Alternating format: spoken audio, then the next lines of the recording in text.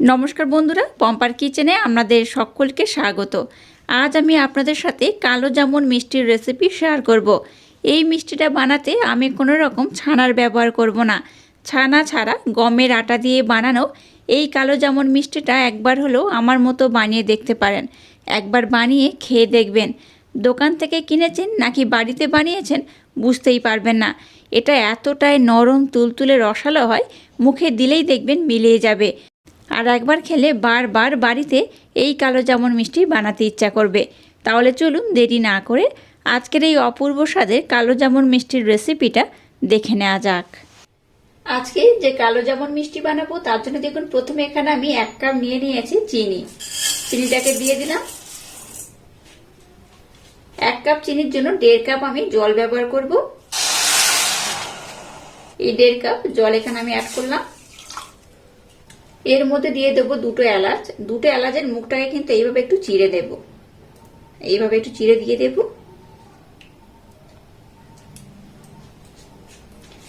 গ্যাসের ফ্লেমটাকে লো রেখে এবার একটা শিরা আমি বানিয়ে নেব। কালো জামুন মিষ্টি বানানোর জন্য যে শিরাটা আমি বানাবো একদম ইউনিক ভাবে বানাবো। এই শিরাটা একবার আমার মতো বানিয়ে দেখবেন, অপূর্ব অসাধারণ খেতে লাগে। একবার এইভাবে যদি শিরা বানান, মিষ্টিগুলো একবার খেয়ে দেখবেন একদম আলাদা টেস্ট হয়, অপূর্ব খেতে লাগে। তো এখানে একটা স্পেশাল উপকরণ এবার আমি অ্যাড করব। এখানে দিয়ে দেবো 2 চামচ গুড়। যে কোনো ধরনের গুড় এখানে কিন্তু আপনারা ব্যবহার করতে পারেন। আমি এখানে 2 চামচ গুড় অ্যাড করলাম। 2 চামচ যদি গুড় অ্যাড করেন তাতে করে দেখবেন কালারটা তো চেঞ্জ হয়ে যাবে, আর এই কিন্তু শিরাটার আলাদা স্মেল হবে। মিষ্টিগুলো যখন শিরাটাকে অ্যাবজর্ব করে নেবে তখন দেখবেন একদম আলাদা খেতে হবে মিষ্টিগুলো। একটা কিন্তু গুড়েরও ফ্লেভার পাবেন, তার জন্য দেখতেও ভালো লাগবে, খেতেও তো সুন্দর লাগবে, আর একবার খেলে বারবার বানাতে ইচ্ছা করবে। আর শিরাটাকে কিন্তু খুব একটা ঘন করে বানানো যাবে না, তাহলে কিন্তু মিষ্টিগুলো শিরাটাকে অ্যাবজর্ব করতে পারবে না। তাই শিরাটাকে একটু পাতলা করে বানাতে হবে। এই যে চিনিগুলো ব্যবহার করেছি, চিনিটা একটু মেল্ট হয়ে গেলেই তারপর 2 মিনিট ফুটিয়ে নিলেই হবে। তো যাই হোক, চলুন এবার আমি মিষ্টিটা বানানোর জন্য মাখাটা মেখে নেব, আর শিরাটা ততক্ষণ হতে থাকুক। আবারও বলছি, এই চিনিটা মেল্ট হয়ে গেলেই 2 মিনিট ফুটিয়ে নেবেন, তাতে করেই কিন্তু শিরাটা একদম পারফেক্ট হবে। এবার এখানে গমের আটা আমি দিয়ে দেবো এই কাপে মাপ করে 1.5 কাপ। আপনারা চাইলে কিন্তু একটু কম বেশি করে করতে পারেন। এই 1.5 কাপ গমের আটা দিয়ে দিলাম। 1/2 কাপ দিয়ে দেবো ময়দা। 1/2 কাপ দিয়ে দেবো মিল্ক পাউডার মানে গুঁড়ো দুধ। এই মিষ্টিটাকে যদি একদম পারফেক্ট বানাতে চান তাতে করে কিন্তু 1 চামচ চিনি অবশ্যই ব্যবহার করবেন, খুব বেশি নয়, 1 চামচ দিলেই হবে। যেহেতু মিষ্টিটা গমের আটা দিয়ে বানাচ্ছি তাই অবশ্যই এখানে এলাচ পাউডার ব্যবহার করতে হবে। খুব বেশি নয়, অল্প করে দেবেন, তাতে করে কিন্তু গমের আটার যে স্মেল সেটা কিন্তু পাওয়া যাবে না। এবার এই শুকনো উপকরণ কটা একটু আমি এইভাবে নাড়াচাড়া করে মেখে নেব। এই মিষ্টিটা আমি যেভাবে বানাবো ছোট ছোট কিছু টিপস অবশ্যই খেয়াল রাখবেন, তাতে করে মিষ্টিটা কিন্তু খুব সুন্দর হবে। একদম দোকানের মতো, দোকানের মিষ্টি যেমন হয় ঠিক সেই রকমই হবে। এখানে আমি লবণ ব্যবহার করব না। লবণ আমি এই কারণে ব্যবহার করব না, যেহেতু অনেকটা মিল্ক পাউডার ব্যবহার করেছি। মিল্ক পাউডার যদি বেশি পরিমাণে ব্যবহার করেন তাতে করে একটু লবণ লবণ ভাব হয়, তাই এক্সট্রা করে লবণের কিন্তু আর ব্যবহার করবেন না। এবার এখানে বেকিং সোডা ব্যবহার করব, বেকিং পাউডার নয়। বেকিং পাউডার যখন কেক বানাবেন তখন অবশ্যই ব্যবহার করবেন, আর বেকিং সোডা মিষ্টি বানানোর সময় ব্যবহার করতে হবে। এখানে কিন্তু বেকিং পাউডার দেব না। দেখুন 1 চিমটে আমি এখানে ব্যবহার করব। তো আমি এই চামচে দিয়ে দেখিয়ে দিচ্ছি 1 চিমটে মানে কতটা। এই দেখুন, একদম সামান্য পরিমাণে বেকিং সোডা অ্যাড করছি। দেখে বুঝতেই পারছেন কতটা পরিমাণে কম। এইটুকুটাই কিন্তু এখানে দিতে হবে, খুব বেশি দেব না। খুব বেশি দিলে কি হবে, মিষ্টিগুলো কিন্তু ফেটে যাওয়ার সম্ভাবনা থাকবে। তাই একদম 1 চিমটার মতো দিয়ে এইভাবে কিন্তু এই মিষ্টিটা বানাতে হবে। এবার এখানে 2 থেকে 3 চামচের মতো ঘি অ্যাড করব।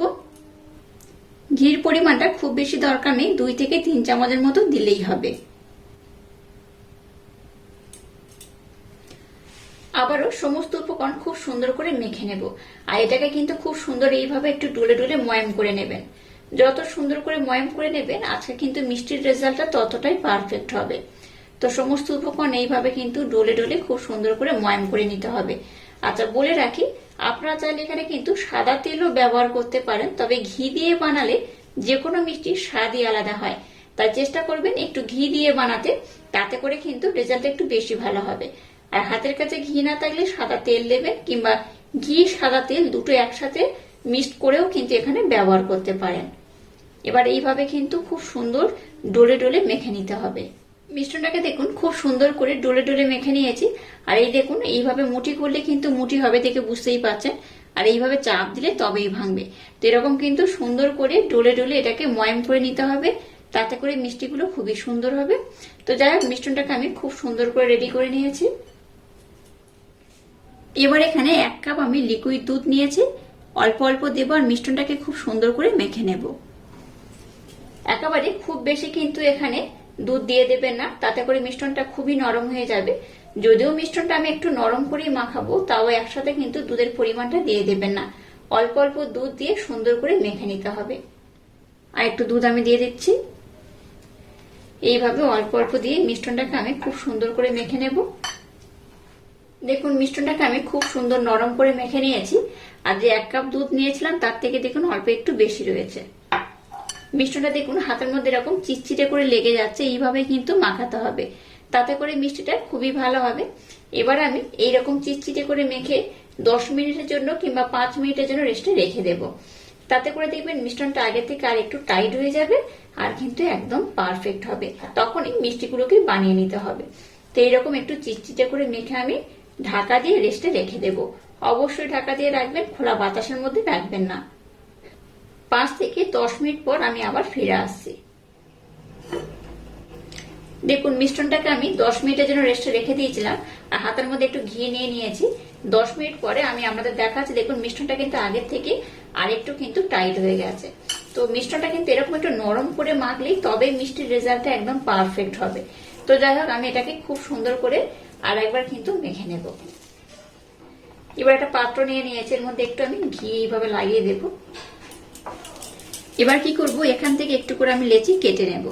প্রথমে যদি একটু লেচি কেটে নেওয়া যায়, তাতে করে কিন্তু হাতের মধ্যে লেগে যাবে না, যেহেতু মিশ্রণটা আমি একদম নরম করে মেখেছি। এই দেখুন, এটা যখন হবে তখন কিন্তু আরেকটু বড় হয়ে যাবে, তাই একটু এইরকম কম কম নিয়ে বানাতে হবে।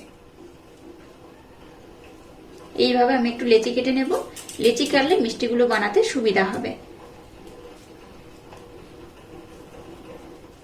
দেখুন সমস্ত লেচিগুলো কেটে নিয়েছি, আর হাতটাকে আমি খুব ভালোভাবে ধুয়ে নিয়েছি।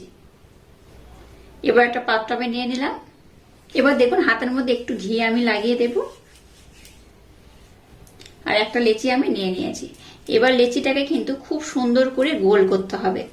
একটু প্রথমে হাতের মাধ্যমে একটু প্রেসার দিয়ে চেপে চেপে তারপর এইভাবে গোল করতে হবে। আপনারা চাইলে একটু লম্বা শেপও দিতে পারেন, গোল করেও বানাতে পারেন।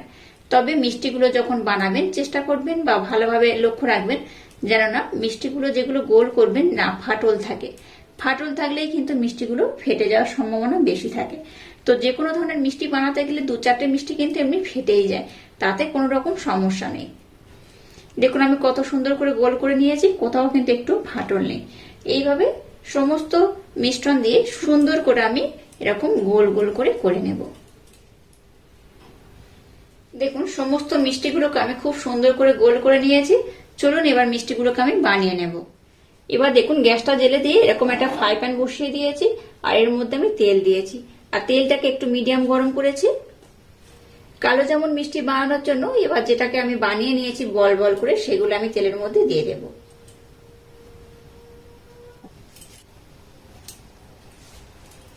মিষ্টিগুলো দেওয়ার পর যখনই দেখবেন এরকম বুদবুদ উঠছে, তখনই জানবেন যে তেলটা একদম পারফেক্ট গরম রয়েছে। এবার ফ্রাই প্যানটাকে ধরে এইভাবে একটু ঘুরিয়ে নেব। যতক্ষণ না মিষ্টিগুলোর মধ্যে একটা হালকা কালার আসছে ততক্ষণ কিন্তু গ্যাসের ফ্লেমটা একদম লো থাকবে। যখনই দেখবেন একদিকে কালার ধরা শুরু করে দিয়েছে, তখনই গ্যাসের ফ্লেমটাকে মিডিয়াম টু হাই দিয়ে খুব সুন্দর করে কিন্তু বানিয়ে নিতে হবে। এবার দেখুন মিষ্টিগুলো আমি একটু উল্টে দেখাচ্ছি, অপর দিকে কালারটা ধরা শুরু করেছে কিনা। এই দেখুন অপর দিকে দেখুন অল্প একটু হালকা কালার ধরা শুরু করে দিয়েছে, দেখে বুঝতেই পারছেন। তাই এবার কি করতে হবে, গ্যাসের ফ্লেমটাকে মিডিয়াম টু হাই দিয়ে কিন্তু এটাকে ভেজে নিতে হবে, নতুবা মিষ্টিগুলো ফেটে যাওয়ার সম্ভাবনা থাকবে।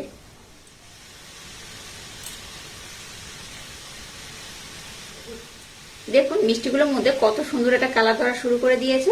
এবার এটাকে কিন্তু উল্টে পাল্টে খুব সুন্দর আমি একটু কালচে করে ভেজে নেব। যেহেতু এটাকে আমি কালো জামুন মিষ্টি বানাচ্ছি, তাই কিন্তু এইভাবে একটু কালচে করে ভেজে নেব। আপনারা যদি গোলাপ জামুন মিষ্টি বানান, তাতে করে মিষ্টিগুলোকে একটু হালকা লাল করেই ভাজবেন, খুব লাল করে ভাজবেন না। দেখুন কত সুন্দর কালার হচ্ছে, দেখে বুঝতেই পারছেন। দেখুন মিষ্টিগুলোকে আমি কিন্তু অনেকটা ডার্ক কালার করে ভেজেছি, দেখে বুঝতেই পারছেন। আর এখানে ভাজতে ভাজতে দেখবেন কিছু মিষ্টি, দু একটা মিষ্টি কিন্তু একটু ফেটেই যায়, তাতে করে কোনো রকম সমস্যা হবে না।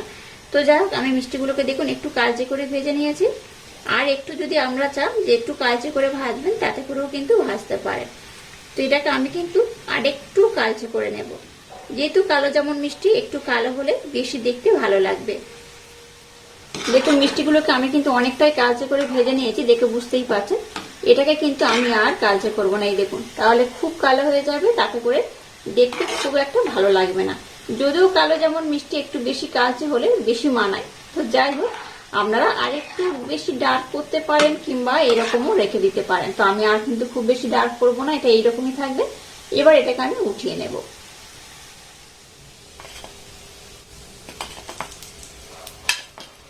মিষ্টিগুলোকে দেখুন আমি কিন্তু একদম কালচে করে ভেজে নিয়েছি, বেশ অনেকটাই কিন্তু ডার্ক হয়েছে, দেখে বুঝতেই পারছেন। এবার মিষ্টিগুলোকে আমি 2 মিনিটের জন্য রেস্টে রাখবো, তাতে করে মিষ্টিগুলো একটু হালকা ঠান্ডা হয়ে যাবে।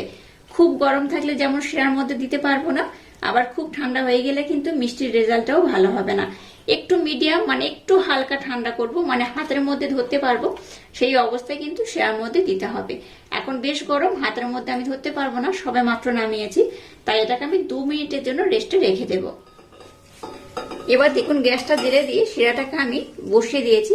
আর একটা কড়ার মধ্যে শিরাটা ছিল, কড়ার মধ্যে থাকলে কি হয়, মিষ্টিগুলো কিন্তু ডুবে থাকে না। তাই কি করলাম, এই কড়া থেকে শিরাটাকে আমি এরকম একটা সরু মতো সসপ্যান বা ছোট মতো সসপ্যানের মধ্যে দিয়ে দিয়েছি। তাতে করে কি হবে, মিষ্টিগুলো কিন্তু বেশ ভালোভাবে ডুবে থাকবে। আর শিরাটা একটু ঠান্ডা হয়ে গেছিল, তাই এখানে একটু আমি গরম করে নেব। এবার দেখুন মিষ্টিগুলোকে আমি হাতের মধ্যে ধরতে পারছি, দেখুন গরম ফিল হচ্ছে, কিন্তু আমি ধরতে পারছি। এই অবস্থায় এই মিষ্টিগুলোকে শিরার মধ্যে দিতে হবে। এবার কালো জামুন মিষ্টিগুলোকে শিরার মধ্যে আমি দিয়ে দেব।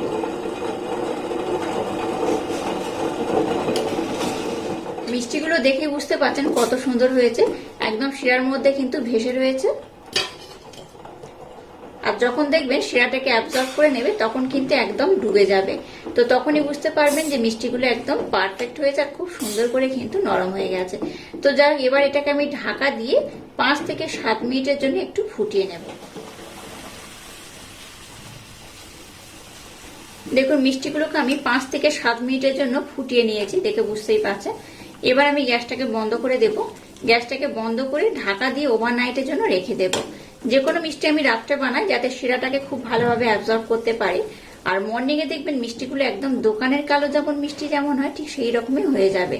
এবার আমি এই শিরার মধ্যে এগুলোকে ডুবিয়ে রেখে দেব ওভারনাইটের জন্য। মর্নিং আমি আপনাদের দেখাবো মিষ্টিগুলো কত সুন্দর হয়েছে। মিষ্টিগুলোকে ওভারনাইটের জন্য শিরার মধ্যে আমি রেখে দিয়েছিলাম। দেখুন শিরাটাকে একদম কত সুন্দরভাবে অ্যাবজর্ব করে নিয়েছে। আর মিষ্টিগুলো কিন্তু ভেসে ছিল, এখন দেখুন একদম ডুবে গেছে। যখন দেখবেন মিষ্টিগুলো শিরার মধ্যে ডুবে গেছে, তখন জানবেন যে খুব ভালোভাবে শিরাটাকে অ্যাবজর্ব করেছে। তো আমি আপনাদের দেখাবো মিষ্টিটা কতটা রসালো হয়েছে। আমি একটা দেখাচ্ছি, দেখুন, এই দেখুন, দেখে বুঝতে পারছেন কতটা রস অ্যাবজর্ব করেছে। এটা যেমন নরম হয়েছে তেমন তুলতুলে হয়েছে, আর মুখে দিলেই দেখবেন মিলিয়ে যাবে। এইভাবে একবার না মিষ্টি বানালে ভীষণ মিস করবেন। তো আমি একটা কেটে আপনাদের দেখাবো মিষ্টিগুলো কত সুন্দর হয়েছে। এবার একটা মিষ্টি আমি এখানে নিয়ে নেব।